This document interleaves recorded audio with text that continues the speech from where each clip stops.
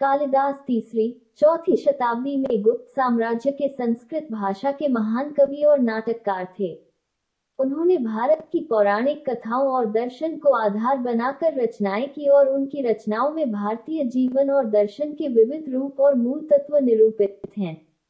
कालिदास अपनी इन्हीं विशेषताओं के कारण राष्ट्र की समग्र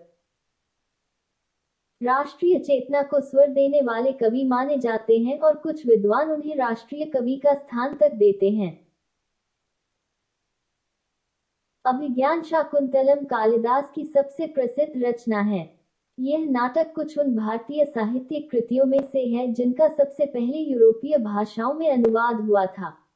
यह पूरे विश्व साहित्य में अग्रगण्य रचना मानी जाती है।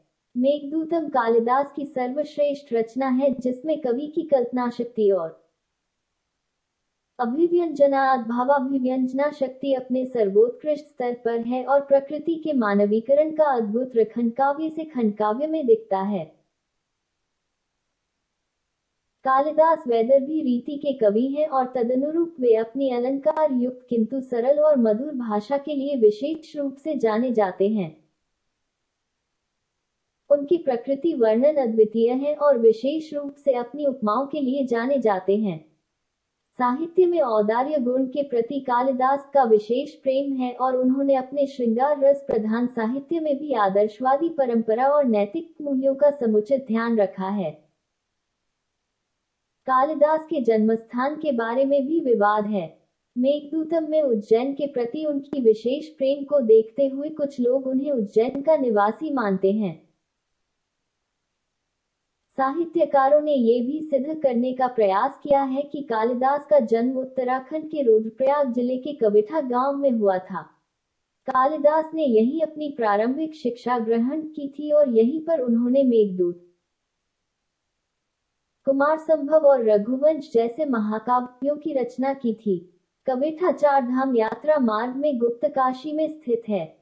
गुप्तकाशी से कालीमठ सिद्धपीठ वाले रास्ते में कालीमठ मंदिर से 4 किलोमीटर आगे कविठा गांव स्थित है। कविठा में सरकार ने कालिदास की प्रतिमा स्थापित कर एक सभागार का भी निर्माण करवाया है जहां पर हर साल जून माह में 3 दिनों तक गोष्ठी का आयोजन होता है जिसमें देश भर के विद्वान भाग लेते हैं। कालिदास के प्रवास के कुछ साक्ष्य बिहार के मधुबनी जिला के उज्जैन में भी मिलते हैं। कहा जाता है विद्योत्तमा कालिदास की पत्नी से शास्त्रार्थ में पराजय के बाद कालिदास यही गुरुकुल में रुके। कालिदास को यही उज्जैन भगवती से ज्ञान का वरदान मिला। यहाँ आज भी कालिदास का डीह है। यहाँ की मिट्टी से बच्चों के प्रथम अक्षर लिखने की परंपरा आज भी यहाँ प्रचलित है।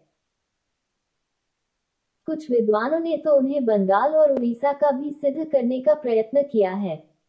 कहते हैं कि कालिदास की श्रीलंका में हत्या कर दी गई थी, लेकिन विद्वान इसे भी कपोल कल्पित मानते हैं।